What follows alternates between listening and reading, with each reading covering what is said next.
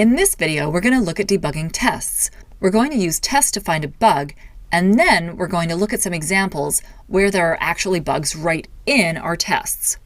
Let's go into this new hair salon test class and run the whole thing. And okay, we have some crazy things happening. And we're not going to look at all of this right away because that's just way too much output. Instead, we're going to go over here and I'm going to direct us through this to illustrate a few very specific different points. So first, let's look at this test that tests making a booking at a time that it's taken. And if we double click, we can see just the output from this failing test. And now here's the test itself. So what I want to do at this point is set a breakpoint to find out why our test is failing. So if I look down here, we can see that this blue link is where things are going wrong. And it's right here at this assert false statement. Before we go further, let's look at the anatomy of this test. First, up at the top of the test class, we have our initialization, and it has two fields, a salon and a customer. And in the setup method that runs before each test, we initialize these fields. Now, a quick note, you'll notice that this says before each instead of at before. This is just a difference between JUnit 4 and JUnit 5. You could run either of these versions of JUnit in this course, so we're just exposing you to both, and actually they're really similar. So back in our test, we can see that we make an additional Boolean field, made booking, and then we assign that the value of make new booking. Then we assert true that the booking has been made, and then that the booking has been verified. This is all part of the setup. The next thing that we do is make a stand-in customer, so we can try to book them at the same time as Elisa, and test that our make new booking method behaves as expected. In this case, Elisa's booking should be replaced with the stand-in customer's booking. So here we make the customer, then we book them at the same time as Elisa, and then we verify the booking. So this part of the code is invoking the behavior we want to test. And then finally, we want to check the outputs to make sure we got the behavior we wanted. So since we've edited this a bit, let's run it again to remind ourselves where it's failing. And it's failing right here at this final assert false. So it got all the way through this setup, all the way through testing the invoked behavior, and it's verifying that the stand-in customer is booked here, but it's not verifying that Elisa is no longer booked. So it's possible that our code is wrong, and it's also possible that our test is wrong. So let's use the debugger to find out what's going on. So we pause here at our breakpoint, and we can see all of our bookings. Booking number 15 is our stand-in customer, which is exactly what it should be. So why is our test failing? Let's step inside of verify booking and step to this first if statement where it checks if the booked customer is null. And we can see that the customer C is me, and the booked customer is our stand-in customer. So that's exactly the setup that we're expecting. The customer is not null, so if we step over, this branch shouldn't execute. And sure enough, it doesn't. And this next branch is checking if the booked customer and C have the same name, which we know that they don't. So this branch shouldn't execute either, and it doesn't, which is great. But wait, now we're ending up at return true, which doesn't seem right at all. We should be returning false because Elisa is not booked at the given time.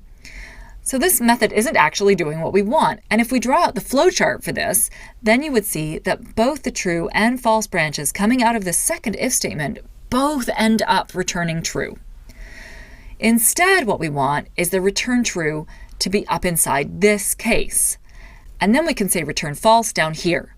So now, if the booked customer is null, we take this branch, return false, and the method ends.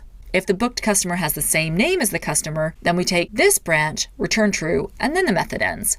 And in all other cases, we get down here and return false. Now, if we stop execution and run this test again, sure enough, it passes, which is awesome. This test helped us find a bug that we hadn't found before. And notice that we didn't see this bug when we were testing the presence of this behavior when running our code from main. Running your code is a great way to see the presence of behavior, but it's not a good way to exercise all the different situations under which that behavior is run.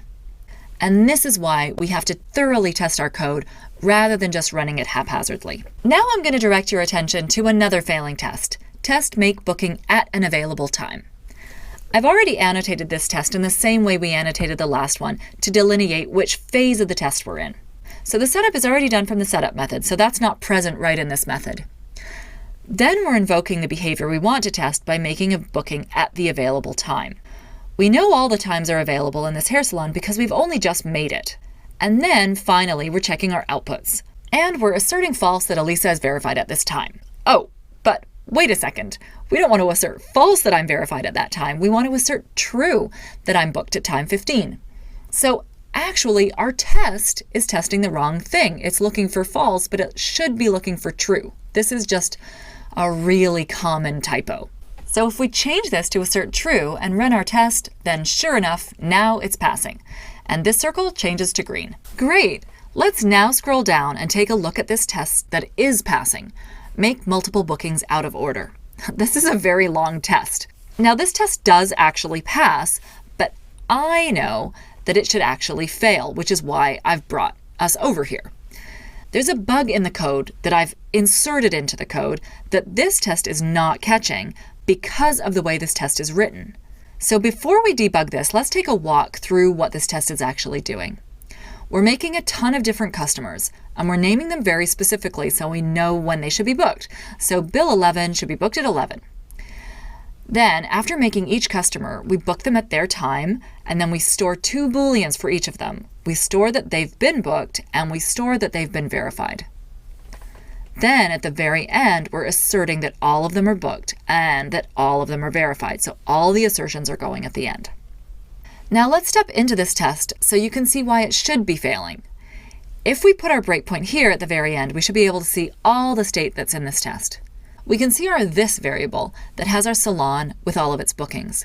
And we can already see a problem because these have bookings that don't actually match the times that should be booked. So in slot 9, we see Sarah 9, which is fine, but in slot 11, we should see Bill 11, but we're seeing Bob 10.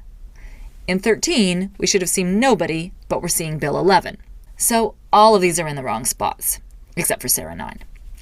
And before we look at why they're in the wrong spots, we want to look at why our test is passing when it's now very clear that it shouldn't be. So now I'm going to bring your attention back to the test, and you can see that what we've actually done is interwoven the steps of setting up, invoking the tested behavior, and checking the results. We've mixed these 3 stages. What we really want to do is set up the entire test, then invoke all of the tested behavior, and finally verify that the entire behavior was successful. Sure, right after we book Bill 11 at 11, we can verify that he's booked at 11, but that doesn't really tell us anything new because we've already checked that we can make a single booking correctly.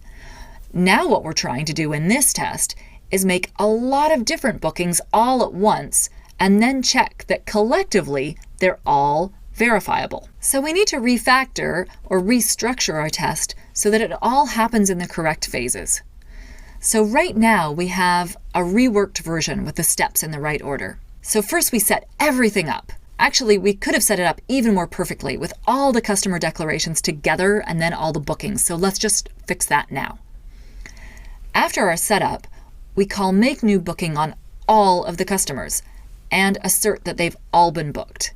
And finally, we go through our verification step where we check that the bookings are all collectively in the right spots. And if we run this version of the test, we will see that it fails, which is exactly what we want, because our code clearly is not working correctly. Now let's look at why this test should have failed. And it was because of this bug that I had injected. If we look inside of Make New Booking, the reason everything's going wrong is that I've changed a line of code since we wrote this method in the first debugging video. Right here, this add should be a set. By adding a booking to the array each time, we're actually inserting a new entry into potentially the middle of the array. And we're pushing everything else down 1. So when Sarah 9 was added, it moved everybody down a slot. So by changing this to set, what it does instead is it changes the booking right in place. And that's actually the behavior that we want. So now if we run our multiple bookings reworked test, it should also pass, and it does. So we've chased down a couple of bugs in our code and a couple of bugs in our tests. Now let's run all the tests again and see if they're passing. Oh, they are, how lovely. But we're actually not done yet. Now what we want to do is validate our test suite. So we want to actually inject bugs into our code and see if any of our tests fail. If we break a method and all of our tests are still passing, then that will show us that we don't actually have good test coverage, and that there might be even more bugs in our code that we aren't even catching. So we'll go into our hair salon class, and we just want to do stupid things, like maybe change this to equals equals. We just want to change random stuff. This is just called injecting mutants into your code. Then we want to rerun the test to kill the mutants. Oh, and wow, this mutant was not killed. Nothing broke. No tests failed. That's really, really bad. That means we don't have a test that covers the situation where we're trying to book off the end of our bookings list. Now let's change this to less than or equals I. Once again, if we haven't checked our boundary conditions, then all our tests will pass again. And they do. Yet another inadequacy of our test suite. So let's see, what else can we look at? Let's just put a not in here to completely break this method. Oh, good. At least everything died. So we've definitely tested this. Down here in confirm booked name, we can change this to equals equals. And once again, none of our tests found this mutant. So there are lots and lots of gaps in this test suite. So what you want to do is go through all your code, systematically breaking it in all the ways that you can, and make sure a test breaks each time you break a piece of code, because you're introducing bugs that you want your tests to find. So your next task is to go through all of your code and try and find situations where you insert a mutant into your code and your tests do not kill that mutant. Then write a test to find that bug.